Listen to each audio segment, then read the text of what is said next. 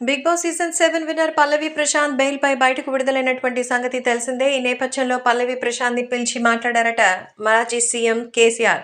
మరి ఇది నిజంగా ప్రభుత్వం చేస్తున్నటువంటి కుట్రగా నేను అనుకుంటున్నానని, కావాలనే వాళ్ళు ఇలా చేశారని అనుకుంటున్నానంటూ మరి కేసీఆర్ వ్యాఖ్యలు చేసినట్టుగా తెలుస్తోంది. ఎందుకంటే మరీ అంత కోపాలు ఎందుకు వస్తాయో పోలీసులకి నాకైతే అర్థం కావడం లేదు.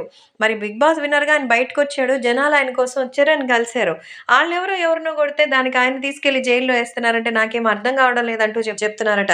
సో, ప్రస్తుతం పల్లవి ప్రశాంత్‌కి సంబంధించిన విషయంలో కేసీఆర్ కూడా ఎంతగానో షాక్ అయినట్టుగా తెలుస్తోంది. అందుకే భూమి బిడ్డగా పేరున్నటువంటి మన రైతు బిడ్డ అన్న పేరు తెచ్చుకున్న పల్లవి ప్రశాంత్ గురించి సో, కేసీఆర్ ఎంతగానో షాక్ అయ్యారు. అలాగే ఆయన గురించి తెలుసుకొని బాధపడి పిలిచి పరామర్శించారట. బెయిల్‌పై బయట విడుదలైనందుకు సంతోషంగా ఉంది. నువ్వేం బాధపడాల్సిన అవసరం లేదు. ఇలాంటివన్నీ కూడా జరుగుతూనే ఉంటాయి.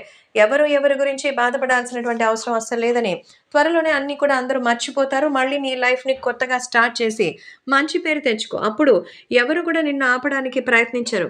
ఈ సక్సెస్‌ని లైఫ్ లాంగ్ మనం ఎంజాయ్ చేయొచ్చు అంటూ చెప్తున్నారట కేసీఆర్.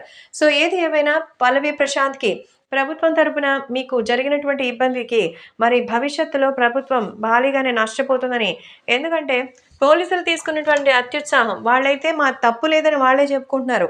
అది నిజమా కాదని వాళ్ళకే తెలియాలి.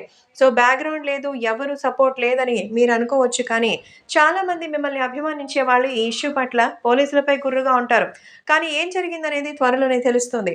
ఘటనకు కారణమైన వాళ్ళని అరెస్ట్ చేస్తే సరిపోయేది. మీరే కారణమని ఫస్ట్ అందరికంటే ముందు మిమ్మల్ని వెతికి పట్టుకుని ఈ డ్రామాలంతా ఎందుకో నాకైతే అర్థం కావడం లేదని, ఏమీ బాధపడకు మంచిగా జరుగుతుందంటూ ఆల్ ది బెస్ట్ చెప్పారట కేసీఆర్.